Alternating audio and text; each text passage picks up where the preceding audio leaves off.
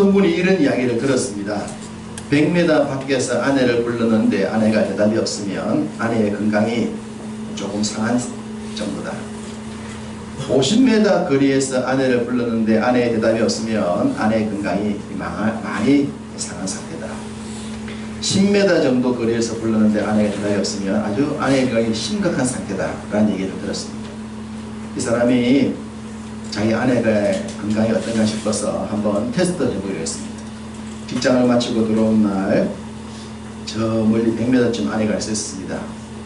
여보, 오늘 저녁 메뉴가 뭐야? 아내의 대답이 없습니다. 아, 내 아내가 건강이 안 좋아졌구나. 50m 정도 거리에 왔습니다. 여보, 오늘 저녁 메뉴가 뭐야? 역시 아내의 대답이 없습니다. 내 아내의 건강이 이렇게 심각한 줄 몰랐다 라는 생각하고 10m쯤 와서 다시 물었습니다. 여보, 오늘 저녁 메뉴가 뭐야? 역시 대답이 없습니다. 야, 내 아내의 건강 마탱이가 같구나. 이렇게 아내의 건강이 안 좋은 줄을 모르고 그렇게 살았네 라는 생각하고 집으로 들어갔더니 아내가 부엌에서 저녁을 준비하고 있습니다. 저녁을 준비하고 있는 아내의 뒷모습을 보니까 굉장히 측은한 생각이 듭니다. 그래서 뒤에 가서 아내의 어깨를 살짝 만지면서 여보, 오늘 저녁 메뉴가 뭐야? 라고 물었습니다. 아내가 얼굴을 벌리고 남편을 쳐다봅니다. 야, 이 영감탱이야, 수제비라고 몇 번 말해.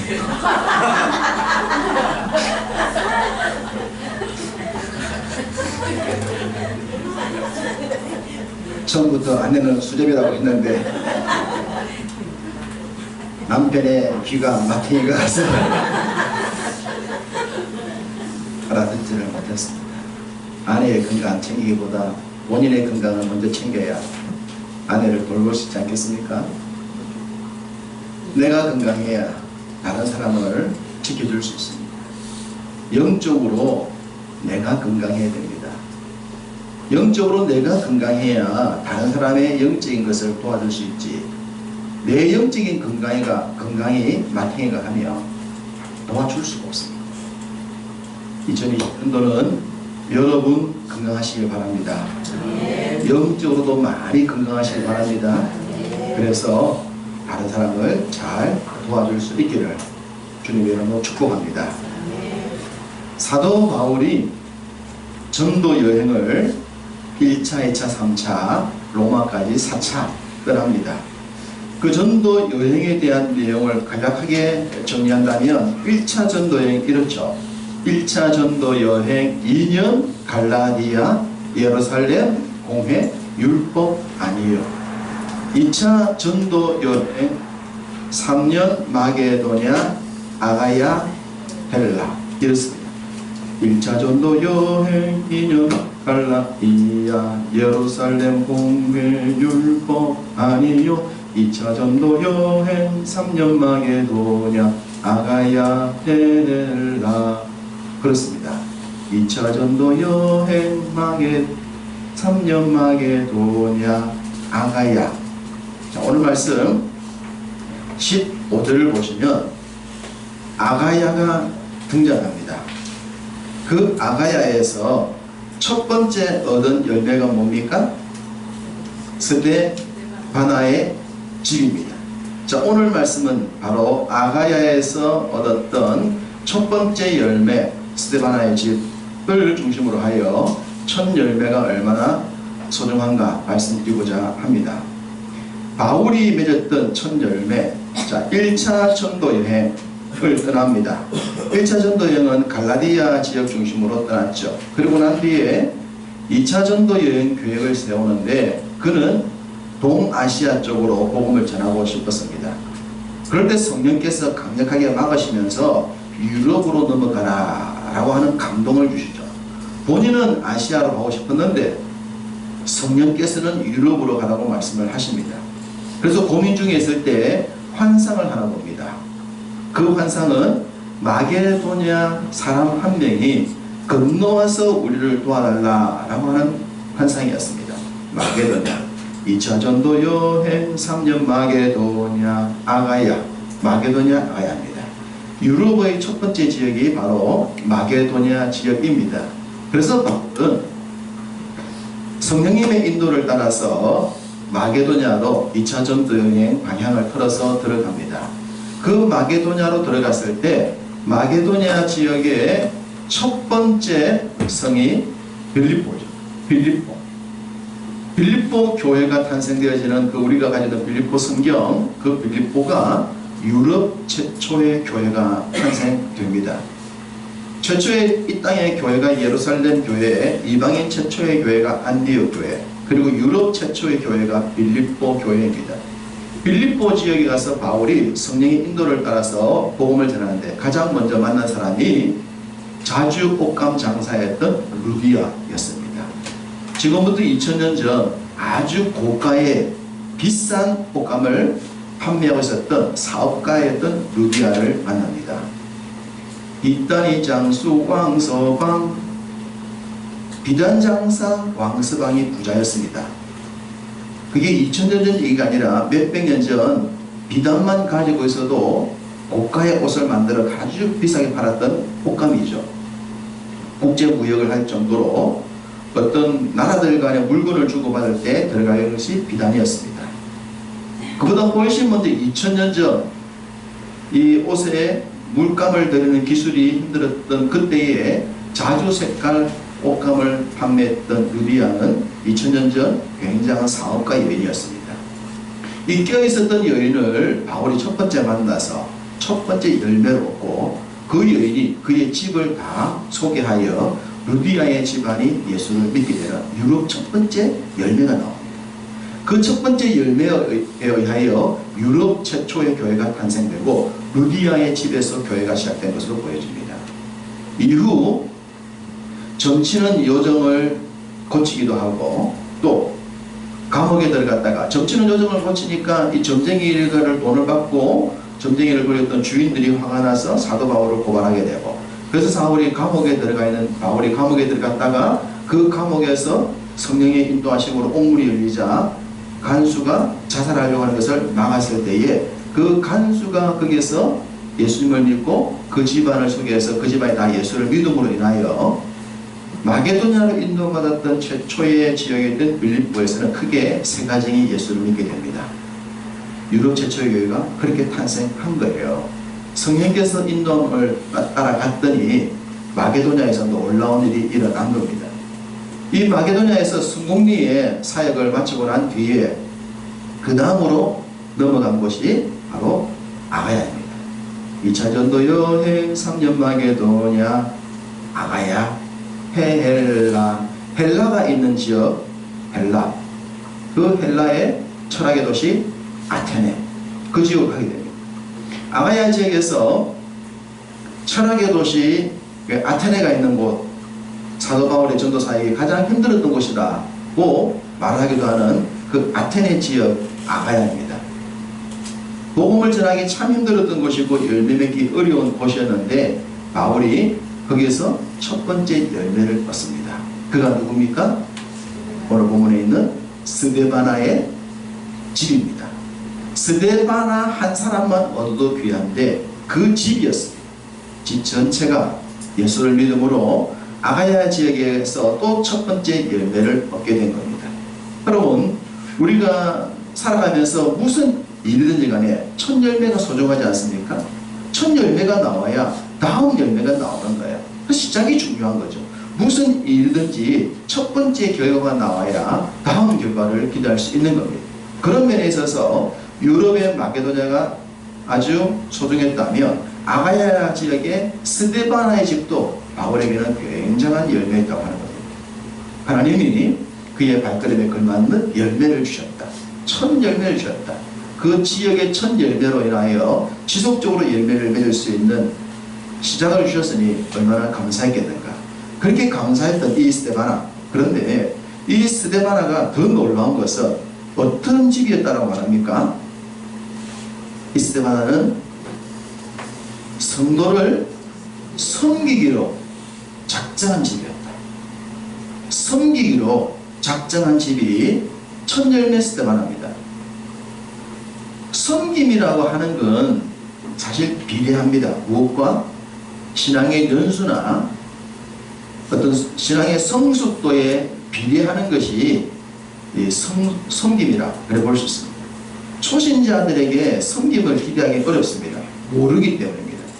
참된 섬김의 의미, 주님이 우리를 섬기셨던 그 참된 섬김의 의미가 초신자 개념은 잘 모르기 때문에 믿음 생활이 많아지고 말씀을 배워서 영적으로 성숙해진과 비례하여 그 사람의 섬김은 높아지게 되는 겁니다. 그게 일반적인 현상이에요. 그래서 신앙생활을 오래 한 사람일수록 잘 섬기는 것은 그건 당연한 거예요. 당연한 겁니다. 초신자가 못 섬기는 것도 그건 당연한 겁니다. 그렇기 때문에 초신자가 뭘 섬기지 않는다에 대해서 이상하게 생각하면 안 돼요. 지극히 당연한 거예요. 그들은 섬김을 받아야 될 대상이기 때문입니다. 반면 신앙의 연수가 많아질수록 섬기는 것이 당연한 거예요. 왜? 우리 주님이 섬기셨다는 걸 알기 때문에, 믿음의 선배들이 섬겼다는 걸 알기 때문에 자연스럽게 나도 섬김으로 나와야 되는 거예요. 그런데 이 스데반아의 집은 초신자입니다. 초신자인데 이들이 처음부터 섬기기로 작정했다. 와, 바울이 이 집안을 얻고 난 뒤에 얼마나 좋았겠습니까? 초신자면 막 도와주고 베풀어주고 나눠주고 그래야 되는 사람인데, 이 사람이 예수를 믿고 난 뒤에 바로 처음부터 성도를 섬기기로 작정한 자가 되어버린 거예요. 바울이 첫 번째 아가야에서 얻었던 이 열매로 인하여서 얼마나 좋았을까, 얼마나 기뻤을까. 주의 종이 주의 말씀을 전하면서 그런 사람들과 함께 했던 것이 얼마나 큰 위로가 되었을까 충분히 생각할 수 있습니다. 2020년도 첫 번째 주일 말씀을 첫 열매로 정했습니다. 맺어왔지만 올해 또 우리가 맺어야 될 열매가 많이 있지 않겠습니까? 2018년도에 우리 교회가 개척되고 난 뒤에 바로 크게 전도의 첫 열매가 나타났고, 그리고 작년 2019년도도 전도에 많은 열매가 맺혔습니다. 2020년 올해도 전도의 열매가 빨리 맺혔으면 좋겠습니다. 그리고 많이 맺혔으면 좋겠습니다. 여러분 중에 누구든 자원하는 분이 가장 먼저 올해 첫 열매를 맺어주시면 좋겠습니다. 그러면 그 열매는 지속적으로 또 다른 열매를 맺게 될 줄로 믿습니다. 2019년도 첫 번째 유아 세례식이 있었습니다. 과실도 없는 교회 어려운 형편인데 첫 번째 유아 세례가 있었습니다. 올해 두 번째 유아 세례가 분위기를 봐서는 잘 안 보입니다만, 여러분 중에 늦게라도 늦둥이를 갖게 된다면 유아 세례를 줄 수 있으려 모르겠습니다. 아이들이 이렇게 생겨나니까 참 감사하죠. 올해는 첫 번째 사업을 하는 분도 나오겠고, 또 첫 번째 결혼을 하는 가정도 나오겠습니다. 그리고 올해는 또 첫 번째 은퇴하시는 분도 나오겠습니다. 우리 전병준 목사님 올해 작년이 은퇴인 줄 알고 막 준비를 하셨는데 제가 호적상 조사를 하니까 작년이 아니고 올해더라고요. 그래서 올해까지 일하시고 나면 올 연말에 은퇴를 하시게 될 것 같습니다. 여러 가지 첫 번째 열매 어쨌든 맺으면 좋겠습니다. 제가 3학년을 신학대학 3학년을 마치고 군대를 갔다가 4학년 신학대학 복학했습니다. 군대 기간을 휴학 따지고 나는데 3년을 쉬고 신학대학 4학년을 복학해서 공부를 하는데 헬라어와 히브리어가 7학점이었습니다. 헬라어, 히브리어만 7학점. 요거 영어도 해야 되고 단어 과목도 해야 되는데 히브리어, 헬라어 7학점 공부하는 게 너무너무 힘들더라고요. 군대 갔다 와서 이 의학을 그것도 학점을 많이 한다는 게 너무너무 힘들었어요. 몇 시간마다 녹음을 시키고 녹음시킨 걸 집에 가서 다시 들으면서 복습을 해가지고 그렇게 공부를 했는데, 그렇게 이제 공부를 하면서 전도사 사역을 시작했습니다. 담임 목사님과 함께 사역을 하면서 목사님과 식사를 하는데 신학점 공부하고 있는 신학 대학생인 입장인 저에게 목사님이 너무 부럽지 않겠습니까? 그래서 식사하면서 목사님이 참 부럽습니다. 저는 이제 학부생인데 이 공부 끝나고 나면 대학원 시험 쳐서 또 대학원 들어가야 되고, 대학원 공부하시고 나면 또 강도사 해야 되고, 강도사 하고 난 뒤에 겨우 이제 목사가 될 수 있는데, 목사님 담임 목사님 되셔가지고 목회를 하고 보니까 너무 부럽습니다. 그러니까 목사님 그러시더라고요. 부러워요. 그게 부러워요. 저는 70까지 은퇴하신 선배 목사님들이 너무 부럽다. 그 얘기 하시더라고요. 저는 감이 없었죠. 아직 학부생인데 그까지 가려면 얼마나 많이 남았겠습니까? 그런데 그 은사 목사님이 몇 년 뒤에 돌아가셨습니다. 70까지 가지도 못하셨고 일찍 돌아가셨습니다. 그분이 소망했던 70까지 은퇴했던 그 선배 목사님이 걸었던 그 길을 가지 못하신 거예요. 굉장히 건강하신 분이셨는데, 그래서 우리가 지금 기회에 있을 때 주를 위해 살아드리는 것이 얼마나 귀한가. 지금 섬길 수 있을 때, 지금 열매 맺을 수 있을 때, 지금을 시간을 쓰지 아니하면 정말 나중에 열매 맺을 수 없고 일할 수 없을 때는 더 크게 후회하지 않겠는가, 그런 생각 갖게 됩니다. 2020년 여러분 새로운 열매 많이 맺기를 바랍니다. 꿈을 꾸시기 바랍니다. 소망하시기 바랍니다. 하나님께 많은 열매 맺어드리기를 바랍니다. 16절을 보시면 아가야 지방에서도 첫 번째 열매 이스테바나의 집에는 함께하는 자들이 있었다라고 얘기를 합니다. 그 함께하는 자들, 그들과 함께 일하고 수고하는 그들에게 순종하라 라고 이야기를 하고 있습니다. 함께한 사람들이 누구였을까? 17절에 본다면 스데바나, 부드나도, 아가이고 이런 사람들을 있겠다라고 흐름상 볼 수 있습니다. 스데바나가 말씀을 드렸듯이 처음에 예수를 믿고 난 뒤에 아가야의 첫 번째 열매가 되고 난 뒤에 섬기기로 작정했지 않습니까? 그리고 그 옆에 사람들이 있었는데 그들도 스데바나 집을 보니까 저렇게 하는 게 예수 믿는 거구나 라고 생각하지 않았겠어요? 그래서 그렇게 섬기는 그들처럼 옆에 있는 사람들도 섬겼어요. 그래서 바울이 그 스데바나와 함께 있는 그 여러 사람들에게 너희가 순종을 해라. 저 사람들 초신자지만 그들의 말을 따라줘라, 순종하라 라고 얘기하는 것은 이 스데바나와 함께 했던 사람들이 얼마나 하나님을 잘 섬겼는지를 말해주고 있는 겁니다. 사람은 영향을 다 받지 않습니까?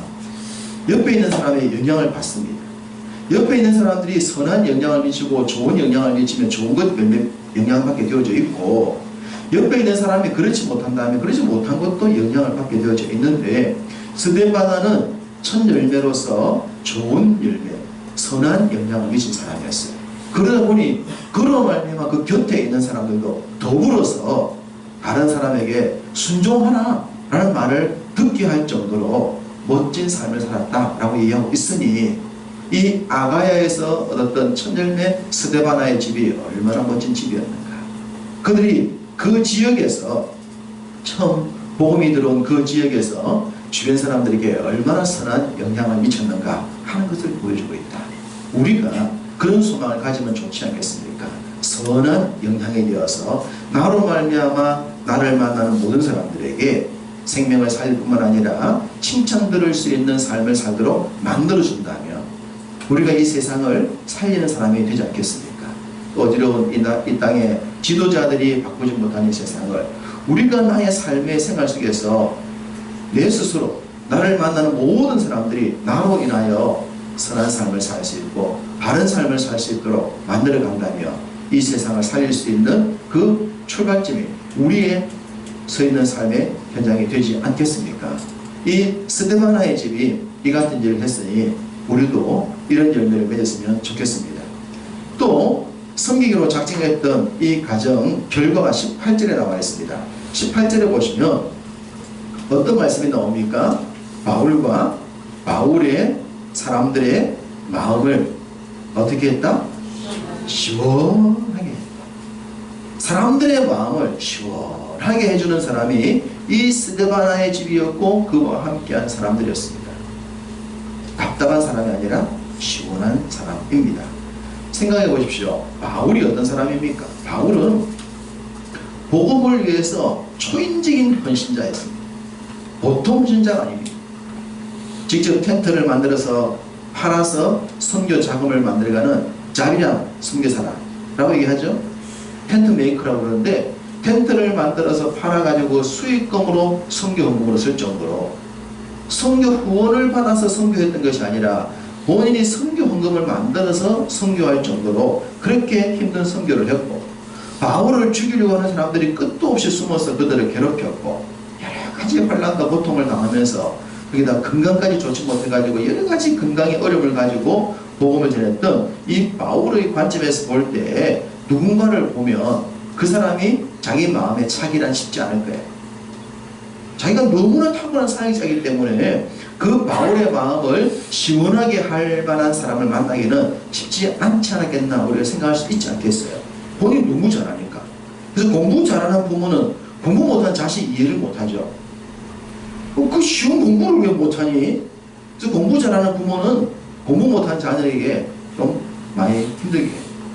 돈 잘 버는 부모는 돈 잘 못 버는 자녀를 힘들게 하죠. 그런 면에 있어서 공부 못하는 부모가 되는 것이 감사한 줄 압니다. 자녀 공부 못하는 거 탓하지 아니하니까. 나도 못했는데 뭐 네가 아버지 닮고 엄마 닮지 누구 닮겠노? 그렇게 생각하면 자녀 공부 못하는 거 그거 탓할 일이 아니거든요. 자기는 못해놓고 잘한 척 그렇게 애들 핍박하면 안 돼요. DNA가 있는데 어디 가겠습니까? 바울 너무 잘하는 사람이었어요. 너무 잘하는 본인의 입장에서 보통 사람 보면 에이 그것도 사역이가 그것도 봉사가 그 정도 하고 그래 라고 할 수 있겠지만 이 바울이 어쨌든 스데바나에 보면서 마음이 시원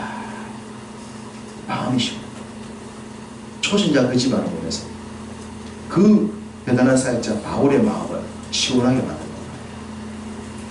거예요. 얼마나 멋지게 사역했으며 이 초신자가 바울의 마음을 시원케 했고 바울과 함께 했던 사람들의 마음을 시원하게 했을까. 여러분 하나님의 마음을 시원하게 하시기를 바랍니다. 여러분 곁에 있는 사람들의 마음도 시원하게 하시기를 바랍니다. 내 곁에 있는 사람들 마음을 답답하게 하는 것이 아니라 내 가장 가까이 있는 사람들에게 시원함을 줄 수 있는 삶을 산다면 그 사람은 정말 사이다 같은 사람이에요. 시원하잖아요. 사람 만나보면 시원하잖아요. 그 사람이 공부를 잘해서 그런 것도 아니고 돈을 많이 벌어서 그런 것도 아니에요. 그 사람이 모든 것이 다 잘 나가서 그런 것이 아니에요.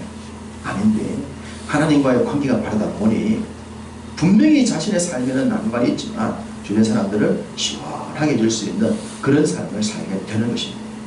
우리가 2020년도에 이렇게 사람을 시원하게 하는 열매를 맺으면 좋지 않겠습니까? 누구를 만나든지 가정에서는 가족들 전체의 마음을 시원하게 만들고 직장에 가면 직장인들 마음을 시원하게 만들고 친구를 만나면 친구의 마음을 시원하게 만들고 교회 오면 지체들의 마음을 시원하게 만들어 줄 줄 아는 그런 삶을 살 수 있다면 그 삶이 얼마나 복되겠습니까? 하나님이 얼마나 기뻐하시겠습니까? 그런 복된 삶을 살아가시길 바랍니다.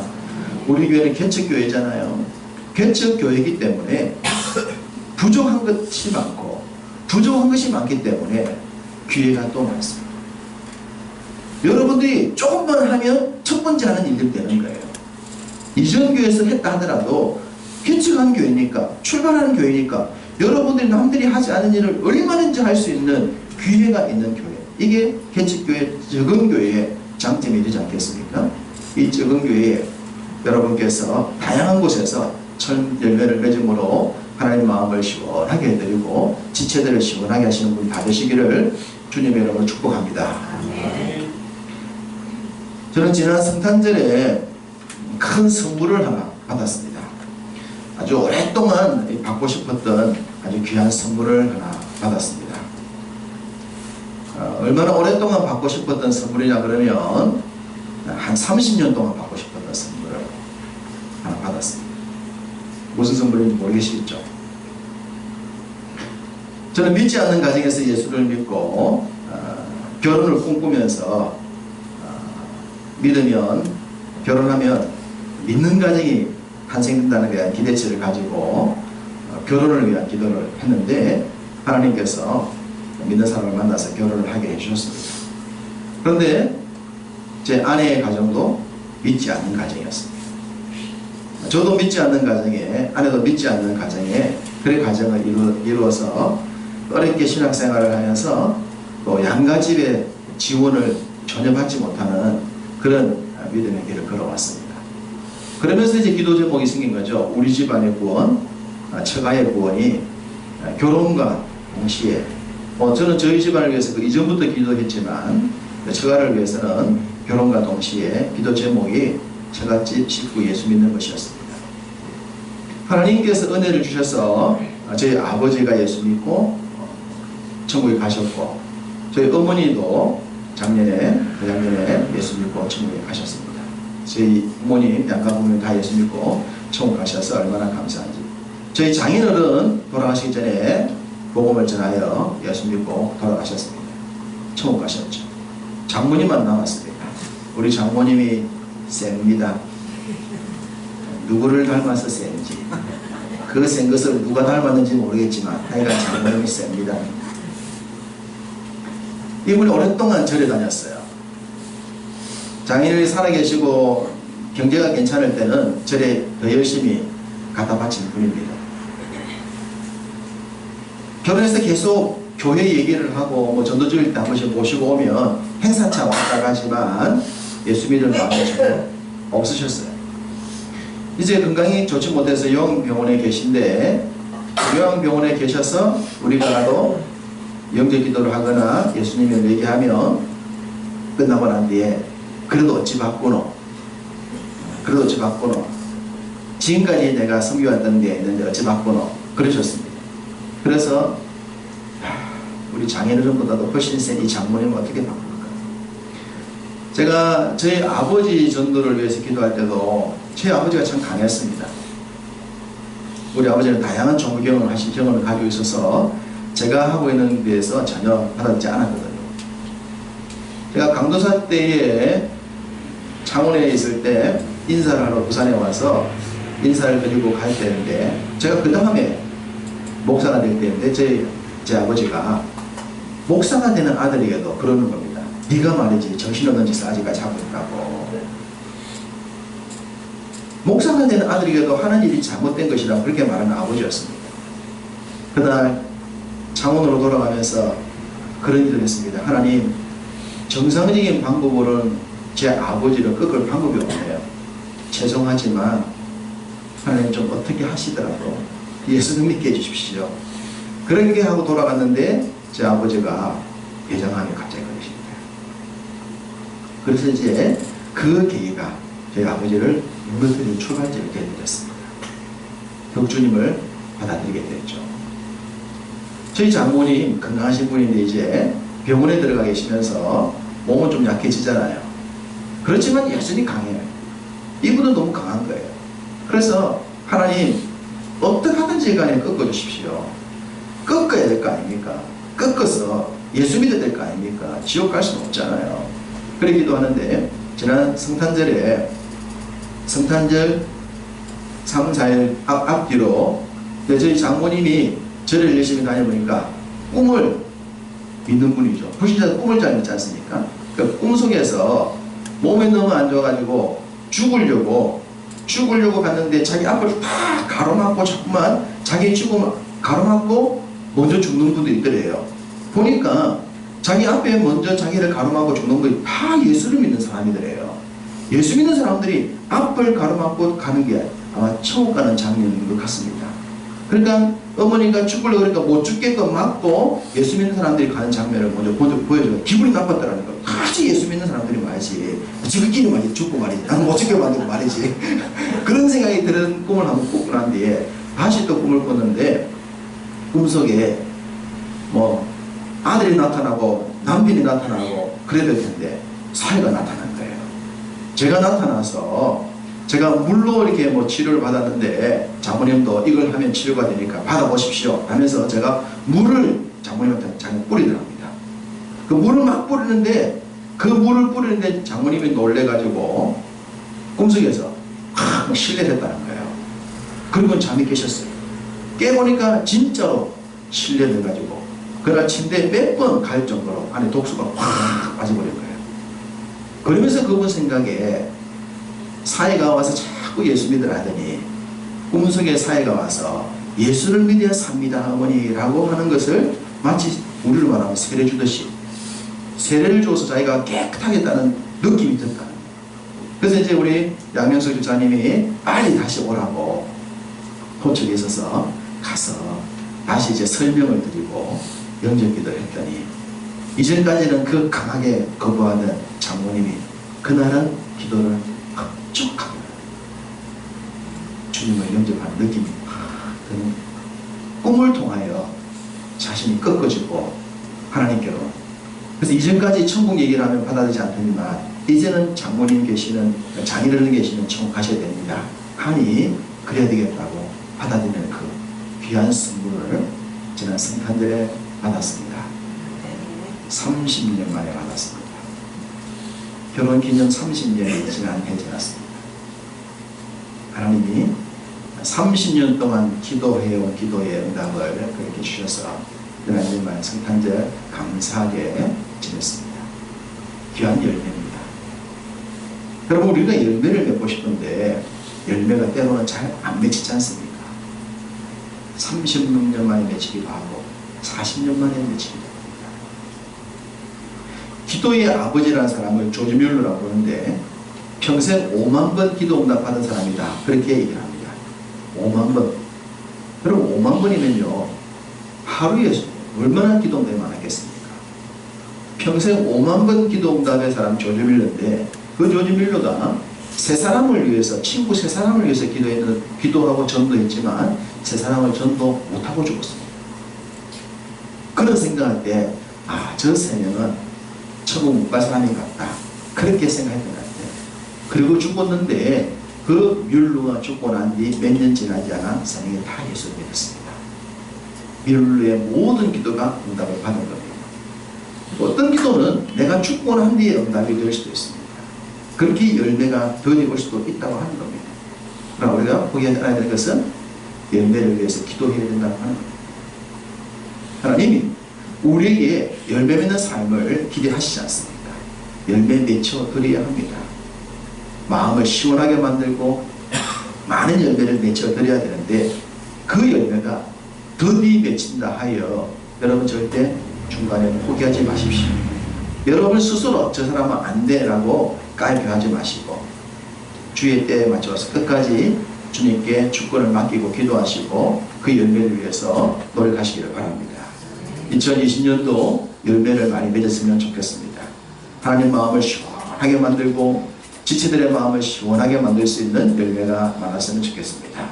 하나님이 그 철학의 도시 그 지역의 아가야에서 첫 번째 열매됐던 그 가정이 성도를 섬기기로 작정하고 사람들의 마음을 시원하게 하는 사람을 얻어서 전도에 큰 동력을 맺게 해주신 것처럼 여러분의 삶에도 하나님이 주시는 좋은 열매를 통하여 하나님 나라에 더 멋지게 드릴 수 있는 복된 삶을 살아갈 수 있도록 하나님 원하시는, 하나님 마음 시원케 하시는 좋은 열매, 첫 열매 많이 맺어들고 살아가시기를 주님 여러분으로 축복합니다. 주신 말씀